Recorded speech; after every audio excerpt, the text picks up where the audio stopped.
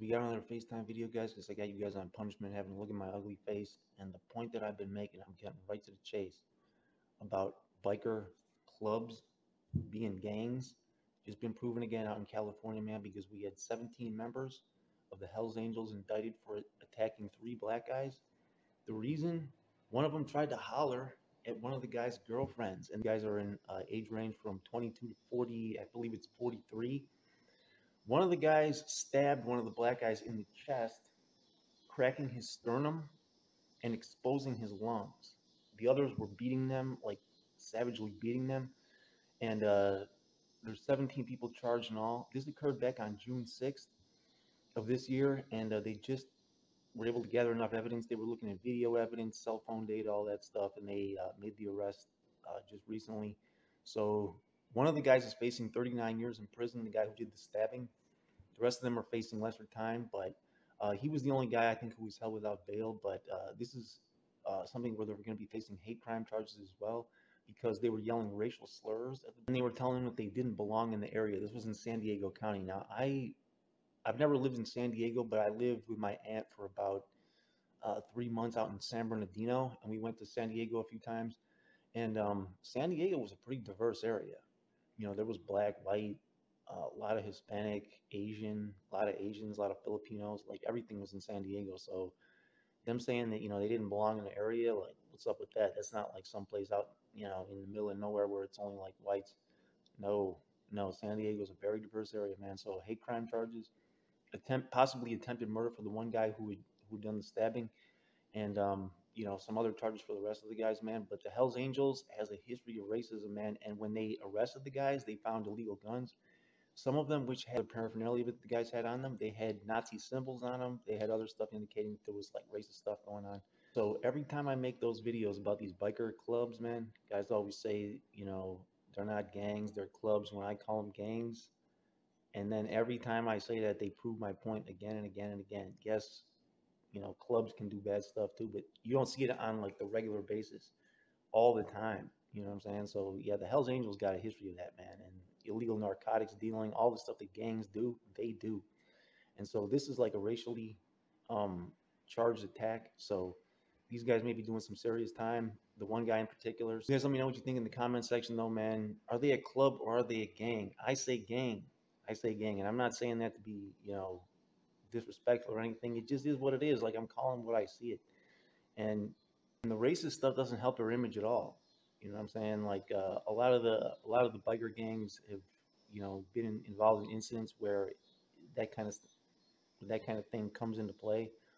So, you know, this is 2023, man, almost 2024. To still be on that in this day and age is not a good look. Period. Apparently, the black guys were ages 19, 20, and 21, and one of them had tried to holler at one of the other guy's girlfriend. Now, I'll just say this: to holler at a gang member's girlfriend, I don't know if they knew, and I don't know if they saw them with them. But if you see a girl with a guy, you know, or you see a girl like hanging out with some other guys, to go up to her and holler at her, it's like that's kind of disrespectful to the guys. I don't know if they saw them though. You know, if they didn't see them, that's one thing. My guess is, you know, it may have been that they didn't see them.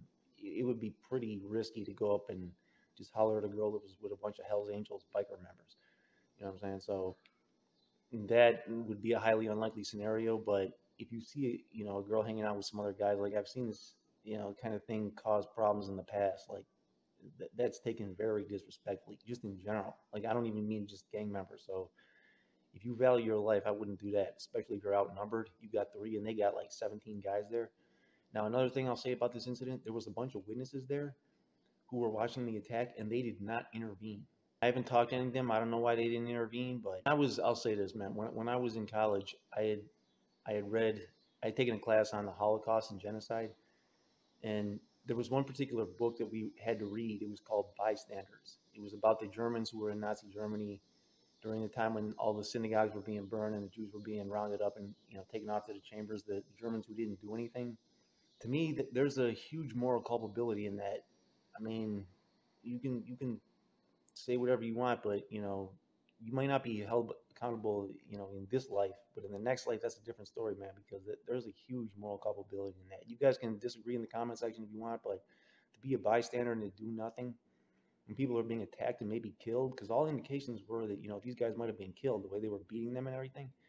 So if you guys have ever heard about the Kitty Genovese case, when she was being attacked out there on the street, and you know, guys were just watching from the windows, talking about, like, you know, I don't want to be a hero, I don't want to get involved and stuff like that.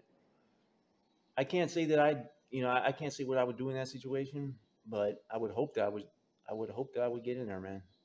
I would hope that I would get in there, and if I have to take the L with the person who's being attacked, then I have to do that too. But that's just me. And you guys let me know what you think, though, man. Hell's Angels were started, from what I heard, by World War II vets who would come back and didn't really feel like they fit into society anymore. And this is how, like, some of the biker gangs were started. You know, it was a lot of war veterans, Vietnam veterans, etc., that were coming back, and just they couldn't readjust to civilian life back here in the U.S. and just go about their everyday lives like everything was cool after they'd just seen all that carnage and death and destruction over in the war zone.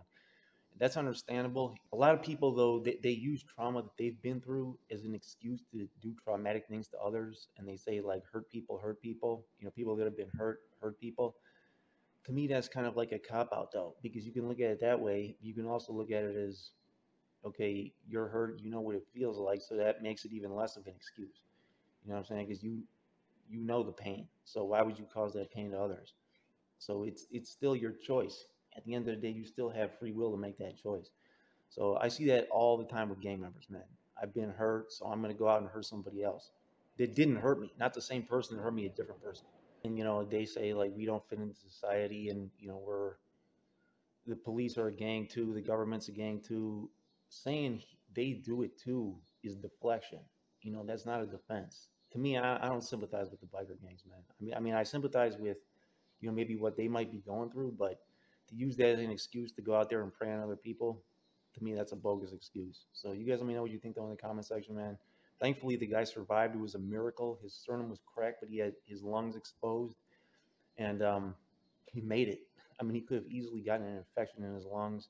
One of his friends tried to help him out. Shout out to that friend. You know, that was a real thing to do.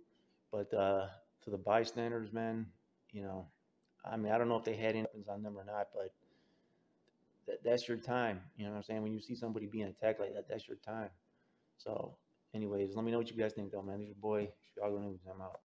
And then, guys, this is an unrelated side note in response to some of the comments you guys have been leaving on the previous videos about 600 Mac and some of the stuff that was going on with that.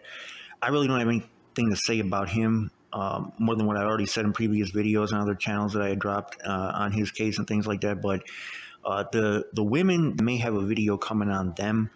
And any of you guys who want to send information, I had dropped my Instagram and Twitter and stuff in previous videos, but all that stuff is deleted now.